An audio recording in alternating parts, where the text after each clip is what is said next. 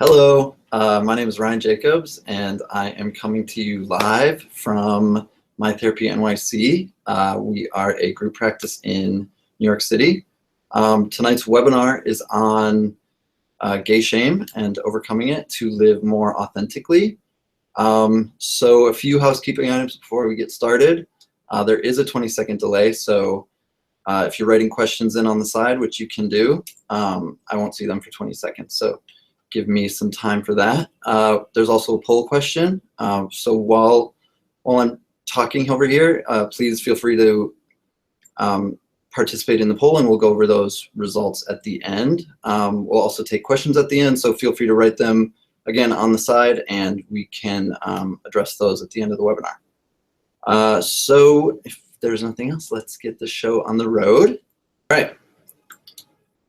So, free to be you. How to overcome gay shame and live more authentically as a gay man. So let's go into it. Our objectives tonight are to find out what causes some gay men to live inauthentically, identify ways shame can manifest in unhealthy behaviors, understand how gay men can overcompensate, learn how the effects of shame and overcompensation behaviors can affect negatively the gay community, and finally, in our final section, discover ways to live more authentically. Most of these ideas are from The Velvet Rage, which I highly, highly, highly recommend. It's a great book for any gay man, by Alan Downs. It's about, growing up different, growing up gay, and sort of how that sets us up for a lot of overcompensation behaviors, destructive behaviors, things like that. So I, again, highly recommend it. A lot of these ideas, I've seen in my own personal practice as a therapist, my own personal life as a gay man. Again, this is available on Amazon, anywhere books are sold, and yeah, highly recommend it. So The Velvet Rage is actually broken up into 3 parts, and so is my webinar. The origins of shame, the sort of growing up different, being a different kid, feeling ostracized as a child. As gay men, we're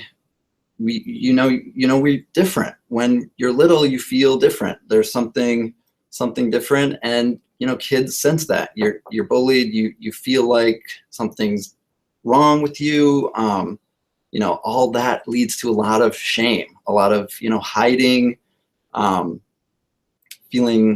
Feeling less confident, feeling like you're not accepted.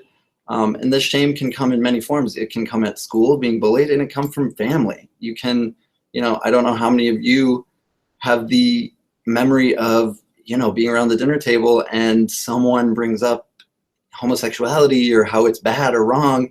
And, you're just sort of sitting there like, they're talking about me. It's like, something's wrong with me. Something is inherently wrong with me that I can't talk about, and that my family, without even knowing they're talking about me, is sort of wrong. Another big place this comes in is religion. Growing up in a religious household, sitting in church when you're a kid and hearing people you respect, people you've been taught to idolize and respect, to say negative things about you, and sitting in that sort of feeling, that shame can really take its toll on us as people and us as men in general. Moving on to men, male influence. This is a big one. The perceived disapproval or actual disapproval of male figures in our life, primarily our father when we're kids. We grow up thinking we're different, we're wrong, we're bad, and we can feel like our father can sense that. Our brothers can sense that. These male figures in our life know we're different. They see us as different, and that can be either real or perceived. I have several clients who say, I thought my dad wouldn't approve of me. I thought my dad would disown me, so I just sort of ended our relationship early. I stopped communicating with him. I stopped being his son because I thought he would disapprove. And years later I come out and he's like, that's where you've been. That's why you sort of ended our relationship, and it can really, hurt families because of that fear and that shame. Which again leads to no male validation. So we're gay men. We want to connect with other men. We feel like we can't. We're not validated in a way where our feelings are, told they're good or real or valid, and so we seek out other validation, other external validation from, sources that might not be as productive, might not be as useful to us in life, which leads to how we cope with that shame. So we've gathered all this shame as, kids and young men, feeling wrong, feeling different, feeling ostracized, feeling like we can't connect to, the men in our families, the men in our communities. So what do? We grow up, and we, some of us move to big cities, some of us stay put, and we sort of compensate. And one of the big ways is with our bodies, with our physical selves. I just had a client earlier that told me, he works out all the time because it makes him feel better. And again, I don't want any of these sort of ways to feel pathologizing. I mean, working out is great. Going to the gym is healthy. It's only an issue when it starts to have, destructive or negative impacts on our lives. And working out to compensate for shame is a big part of that as gay men. Wanting to, feel masculine, feel strong is a way gay men can compensate for, feeling weak when they were younger, feeling like they weren't strong enough to, stand up to some of those bullies. So, all these things are sort of connected. This idea of masculinity, feeling like the effeminate gay kid when you're younger, and then, going to the gym and having this really huge muscular body can feel really validating. And again, working out's not bad. Having muscles isn't bad, but when it comes to, restricting yourself, having a diet that, it's really hard to stick to, not allowing yourself, some of life's pleasures can sort of counteract those good things that come from being with the gym. Again, when it becomes a negative, when these positive things become a negative, is what we're talking about, as in living authentically and compensation for that shame. Case example, I have a client, Tom, not his real name, who works out every day, 7 days a week. Every morning works out, every evening works out. He has a pretty great, high-powered job, and he has dinners and things for clients.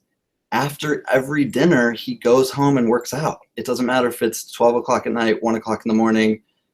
He'll work out until 2 a.m. and then get up at 6 o'clock in the morning and work out again for an hour, because he feels so drawn to this thing, because he wants to feel strong. He wants to feel big. And again, it cuts out on his, relaxation time, recreation time. He skips dinner with friends. He doesn't see movies. He doesn't see shows. He's sort of, tied to this way of coping in a very sort of destructive way almost, even though it's an activity that's supposed to be really good for us. I talked about a little bit earlier, one of the objectives is how this affects us as a community. And I think the overall feeling of shame that gay men have as children and young adults, we're used to being excluded. We're used to being bullied. We're used to being sort of made fun of. And in turn, when we grow up, we've sort of learned that excluding others makes us feel like slightly less powerful, or slightly less, ostracized. And one way to do that is sort of distance ourselves from, men we deem as too effeminate, too different, seen as like the periphery of, gay culture, even though gay culture is so big and so inclusive into all these different types of people and interests and all these things.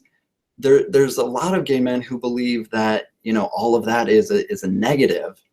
And there's this sort of need to be as heteronormative as possible, to be accepted, to deny this shame, again, that they feel for being different, or you know, having feelings that they might deem as, you know, less than, that make them, you know, less of a man, less desirable, less accepted in society. So they choose to, you know, all these things are connected. You know, they choose to go to the gym and have these huge bodies. They choose to exclude men who are effeminate, men who, you know, don't work out, men who, you know, don't have interests in the things they have. And it's really dividing. It really divides us as a community, and it can be really destructive and lead to a lot of, you know, judgment, and just not a community based in, you know, welcoming, but in exclusion. And it really leads to gay men not being able to trust one another, because they do perceive this sort of exclusion just outright. I mean, if any of you have been to a gay bar, it's tough to talk to people because you feel very judged.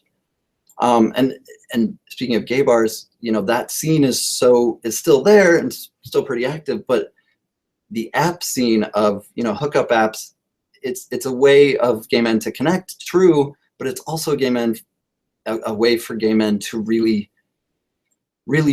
be cruel to one another, and really sort of exclude one another on a digital platform. So, you know, face-to-face interactions, being mean to people is pretty difficult. When you're doing it through a phone, it can be easier. So you see the no fats, no femmes, you see these, I mean, this image is perfect because it's so stereotypical, you know, mandatory claim of masculinity, you know, insult towards effeminacy, and, you know, self-congratulatory statement. And these things, again, divide us and make us feel like we don't have a community, like we don't have people to reach out to, and can really feel isolating to a lot of gay men. Drugs and alcohol, another big one. Coping with feelings of shame and not feeling validated, you know, isn't fun. So trying to escape those feelings of inadequacy, you know, with drugs or alcohol, you know, can be a way gay men deal with it. But, you know, those highs are really temporary, and that shame and those feelings come back. And in an effort to stave off those feelings for longer and longer terms, it can really lead to the cycle of addiction, and drug dependency and destructive behavior. Yeah, a way to cope with anxiety, cope with inadequacy, cope with the shame, but it's really a temporary fix. Another case example, I have a client, Shane, who, you know, wants to go out, wants to be part of the community, wants to meet a boyfriend, and goes out to gay bars, but has this fear of being judged, has this fear that he's not accepted, has this fear that he doesn't belong. So as a way to cope with that anxiety, with that shame, he drinks a lot. And it's not a social thing for him. It's like a war zone, and alcohol helps him battle through. But as a result, he gets in fights, he gets kicked out of bars, you know, he doesn't end up talking to people, he's passed out in cabs, you know, friends have had to be called. So it's a way that, you know, something that should be a fun experience, you know, drinking and having fun with friends, can really lead to destructive behavior and, you know, unwelcome and unwanted consequences. Tied to drugs and alcohol especially is sex. I mean, gay men and sex are like, I don't know, something that really goes well together. So to try to combat, you know, some of that toxic shame that comes in from these feelings of being gay, you know, sex can be a really validating activity, especially combined with drugs and alcohol. This bar scene, the apps, you know, all of them are designed to sort of give us external validation for, you know, for that body that you've worked so hard for. Again, all of these things are sort of connected. The problem is when you're having sex to validate yourself, again, it's very fleeting. I mean, the guy leaves, you know, either after or the next morning, and those feelings of physical validation are gone, and you're sort of left with, you know, an empty feeling. And then, you know, it's a cycle. So it can all start again. I mean, I don't know how many of you have, left a hookup's house, gone back on Grindr, and seen that he's back online, and that can feel really, really bad. It can feel really shameful, and that's, again, gay men seek out sex for validation, but then there's also a lot of shame tied within the act of sex itself because it doesn't feel as fulfilling. And again, not being safe, combined with drugs and alcohol, gay men can sort of tend to, think that if I'm being validated, if I'm getting this external validation from this person, they're really giving me something. And, oh, they don't have condoms. Oh, they don't believe in that stuff. Oh, we're too drunk. It'll be fine. It's worth it for this validation. I don't need to use protection. And, I'm on PrEP, so I don't need to worry about anything. And that's really it's really a slippery slope because, all these STIs are on the rise, and it's a really dangerous thing to play with your body that way.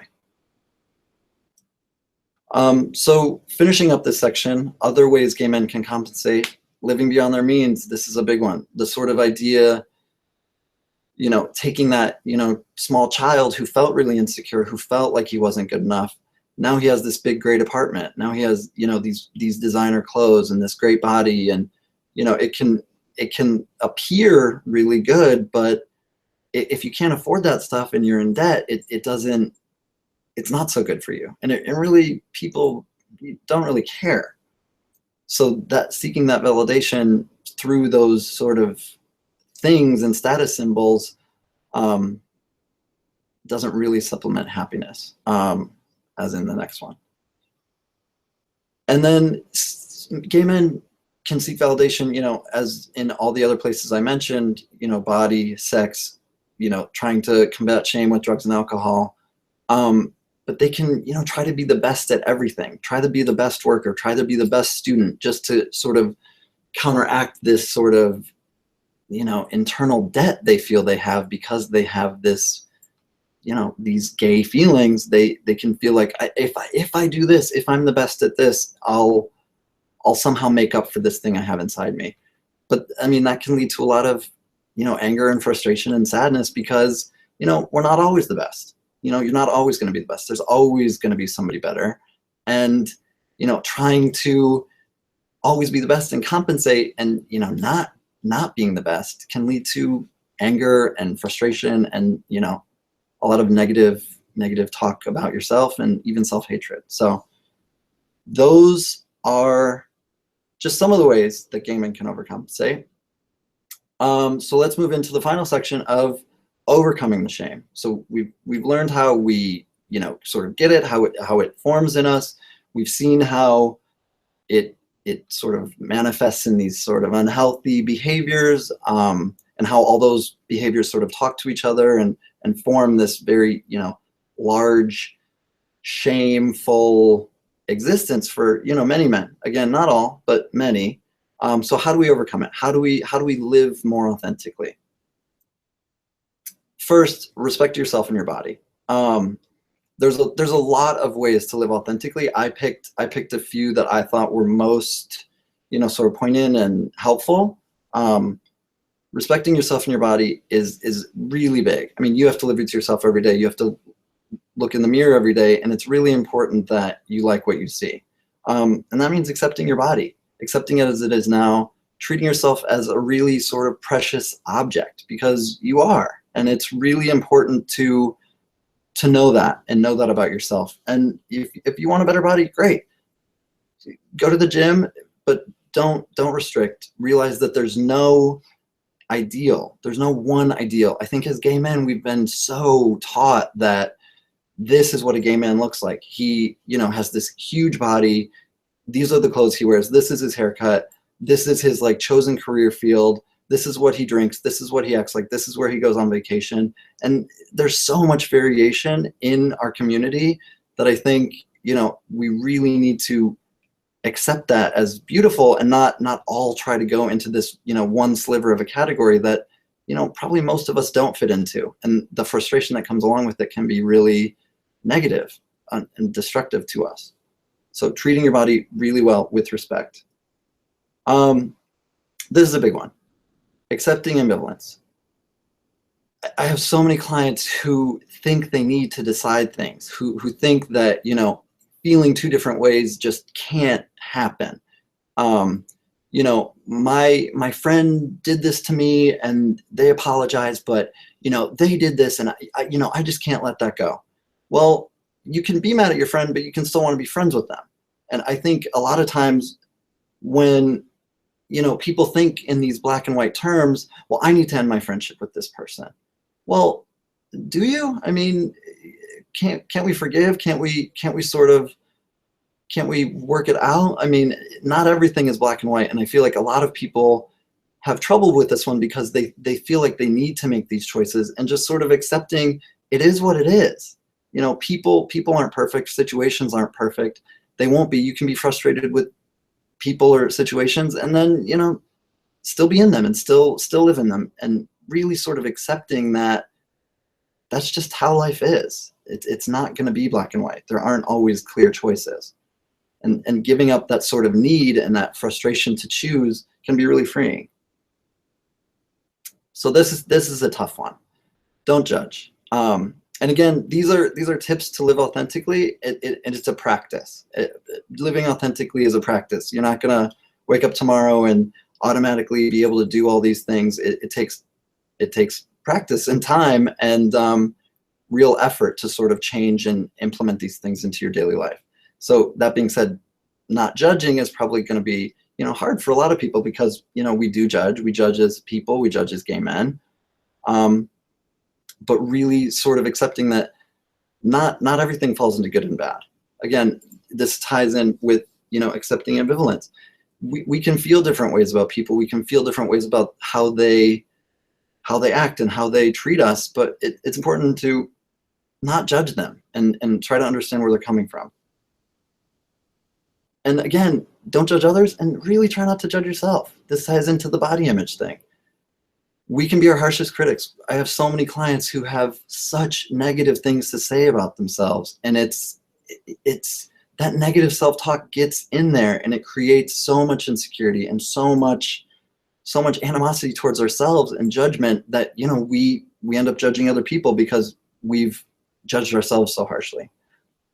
So to counteract that positive self-talk is really, really important. You know, sort of combating that voice, or, you know, giving that point a counterpoint in your head. You know, I'm the worst at this. You know, well, you're the best at this. You know, you can do this. You can do these things that are also positive. I have a client, Rob, who used to go out and hated it all the time, felt judged, and in turn he would judge people so harshly. And people could tell he was standing in the corner, you know, not talking to anybody, and people would come up to him and be like, you know, what are you doing here? Blah, blah, blah, blah, blah. And in turn, he thought, you know, all these people are judging me, so I'm going to judge them so harshly before they can judge me. I'm going to preemptively judge and use this sort of judgment as this sort of shield to protect myself. And, you know, we talked a lot about it, and it roots are in his own personal insecurities, and, you know, sort of working on those, creating positive self-talk. He sort of let those guards down a little bit, and now when he goes out, you know, he still feels, you know, judgmental towards people, but he also feels more secure, and that people aren't always thinking the worst of him, and he tries not to think the worst of people. And he's had some really great interactions. He's made some real friends because he's sort of dropped that you know, defense of judging and prejudging people before he really knows them. Own your feelings. This one is, I mean, they're all big, so I guess I should stop saying that. But owning your feelings is a big one. Allowing yourself to experience emotions. I have so many clients who don't want to experience certain emotions, particularly sadness and anger, and they feel as though they're going to fall into these emotions in a way that they can't get out of them. But it's okay to experience emotion. It's good. You need to consume emotions, process emotions, and eliminate emotions. If you don't do that, they just sit. They wait. They wait for you. And if you keep them at bay, they come out in other ways. They don't forget. You can't get rid of them. They sort of wait at the gate and sort of press on you as a person and come out in different ways. If you're not expressing your anger at all, I mean, and then you're on the subway and someone's taking, too long to walk up the stairs, and you get really angry and you're like, where did all that anger come from? It's coming from other places. It's your anger reserve that you've never really emptied. So it's really important to allow yourself to express all emotions.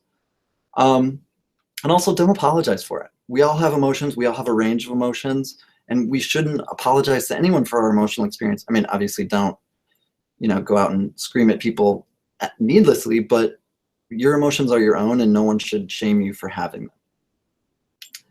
And finally, this point I think is really, really important. No one else is responsible for how you feel. I feel like a lot of us think that, because someone says something or because someone throws us a look, that, and in turn we react and we feel bad or we feel angry. This person made me feel this way. This person said X about me and I'm angry and I'm upset and they made me feel that way. No, they didn't. They did do that thing to you, but you chose to take on that feeling that they were giving you. And who knows where that person was coming from? Someone says something to you, that's their stuff, and you don't need to make it yours. So I think that's really important, that no one else is responsible for how you feel.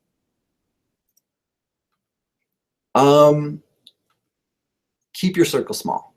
I think this one's really important, especially in big cities, especially with gay men. Our community is really big and really small at the same time. It can feel like a very small town. So we know each other, we see each other out, but I think it's really important to invest in real friendships, real relationships, being vulnerable with people that you can really trust and expand relationships with. Friends to go out with are great. Friends to have fun with are great. But these are relationships that, you'll keep for decades, and that, when things go bad, and they will go bad sometimes, you want people in your corner. You want people, on your couch with you. You want people to help you move. You want people on the phone, just listening to you cry. You need people like that. Everyone does.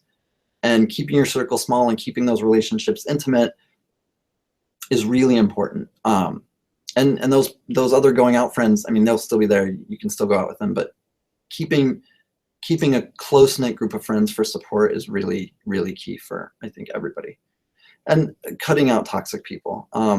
I think that's easier said than done. We all have, toxic relationships in our lives, but people are really afraid to be mean to people that they've known, and, oh, well, I've known, her for so long, and, she really doesn't do anything for me. But then, I mean, it doesn't do you or her any good to keep up some sort of fake relationship. Okay, so finishing out this section, other ways to live more authentically. Again, these are all in the book, all in the Velvet Rage. I'm just going to go through them really quickly. Again, there's more in the book, but these are some I pulled also, just that I thought were important. Seek out happiness over approval. Again, I feel like all of us are sort of jockeying for approval of this like faceless crowd that we believe is like silently, judging us or ranking us. Those people don't exist. I think we all think there's this, audience around us, silently judging our behavior. They're not. Seek out happiness. That's what really leads to an authentic and, happy life. No feeling or emotion lasts forever. True. It doesn't. It'll all pass.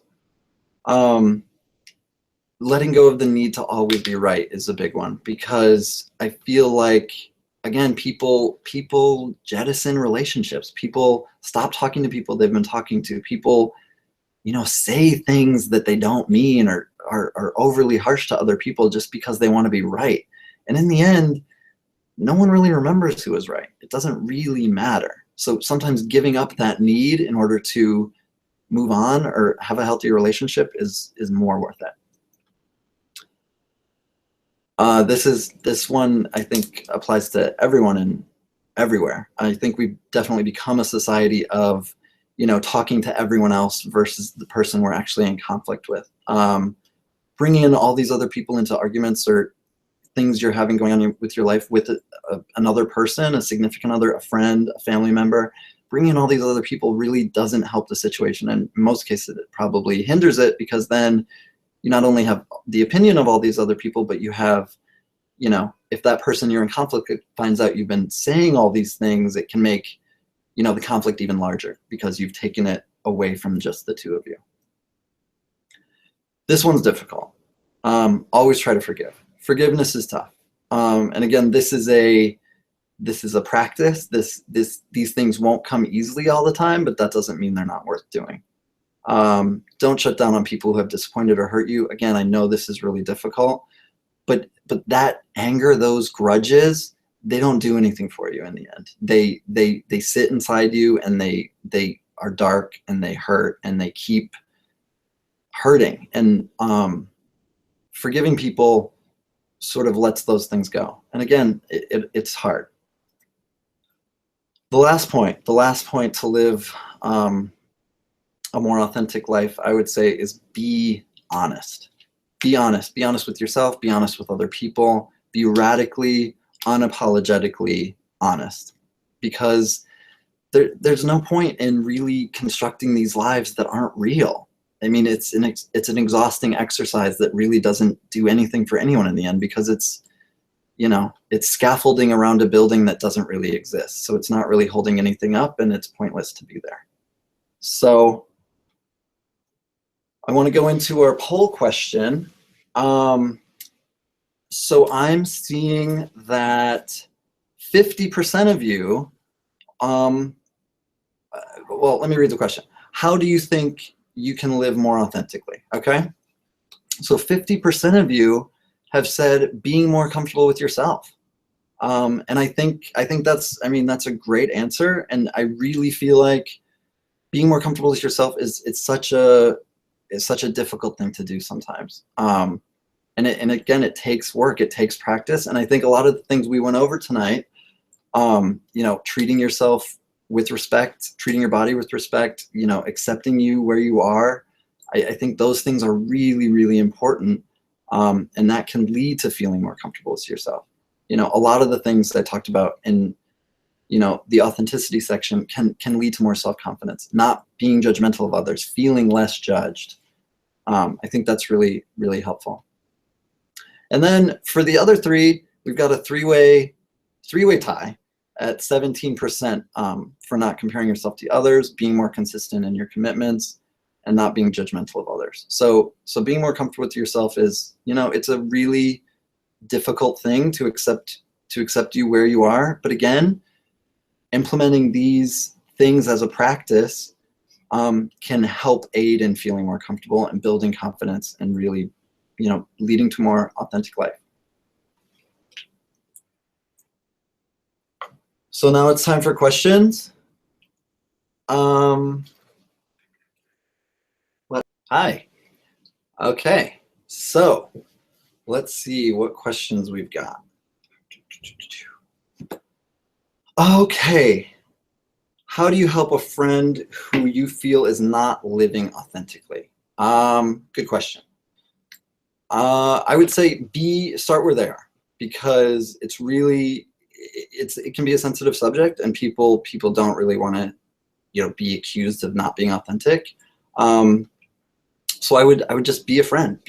Start where they are and say, you know, if for example, if you think they're drinking too much, suggest activities where alcohol is not involved. Suggest, you know, hangouts of, you know, go to a museum, go to a movie, go for a walk. And if they stress the idea of like, oh, we should go out drinking, blah blah blah blah. You know what?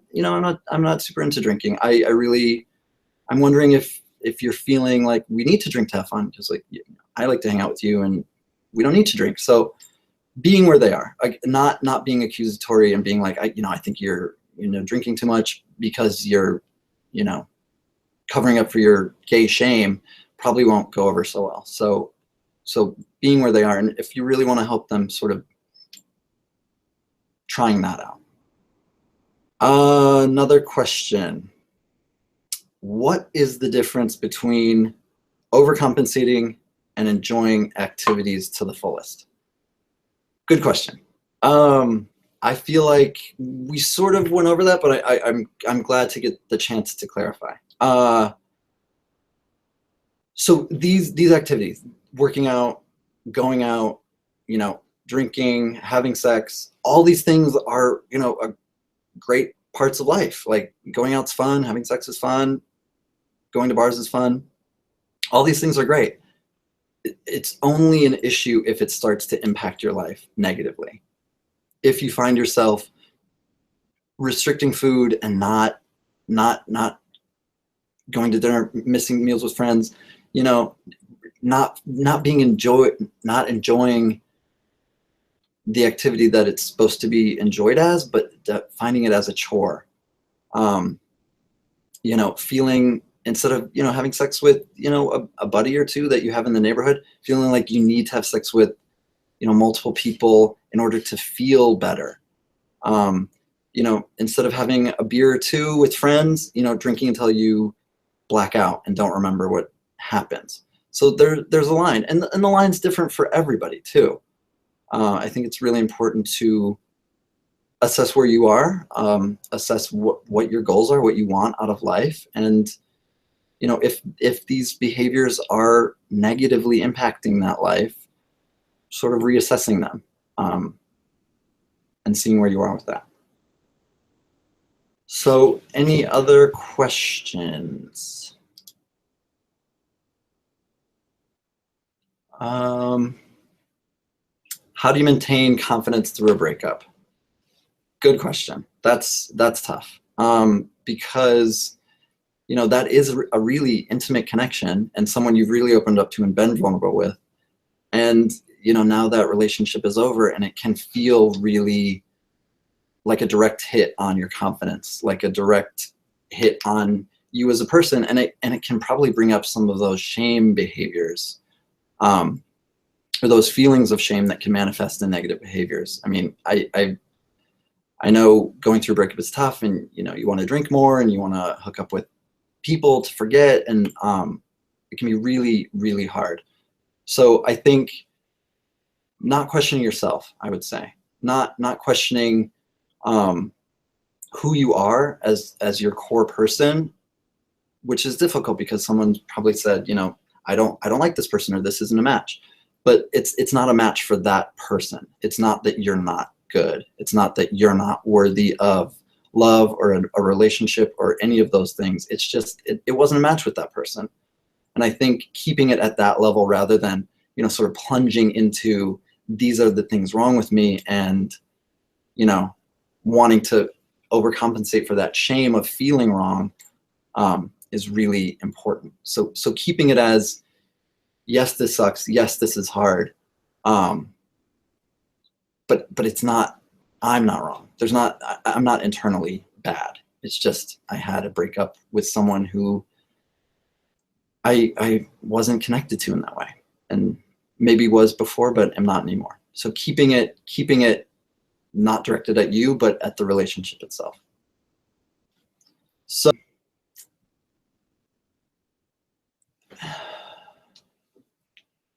if many gay situations make us feel bad about ourselves, should we need to avoid them?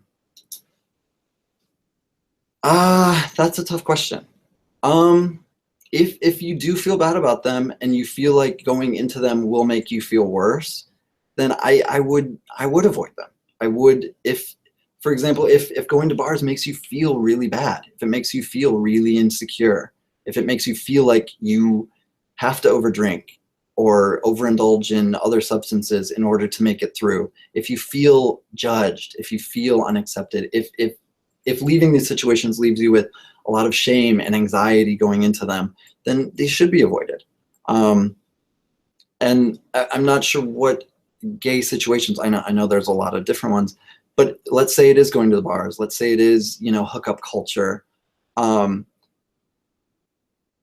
Avoid those. I mean, there's so many areas in, I mean, New York City specifically, where I'm coming from. So, you know, if you want to avoid the bar scene, there's leagues, there's you know, gay swimming, there's gay football, there's gay softball, there's all these things, there's meetups, there's you know, gay gallery groups that go look at galleries in Chelsea. There's all these different ways to connect with gay men that might not bring out those specific anxieties or fears, that can make us feel really insecure. And it's tough because, again, the idea of gay men being judgmental and walking into a situation where, all these people are gay and you don't know any of them, and it can be really anxiety producing.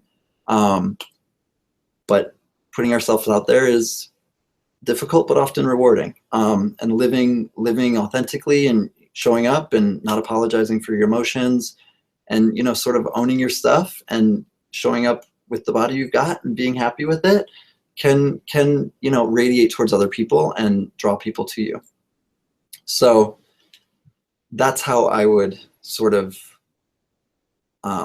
avoid those situations. If you feel like they're going to be really negative, I would avoid them, but don't avoid gay men as a whole, because there are other places that I feel like you could probably go. Okay, so that's it for questions. Okay, so that's it for me. I just want to thank you guys for tuning in to my webinar. I'm coming to you live from My Therapy NYC. We're a group practice providing individual and couples therapy in the Flatiron District of Manhattan.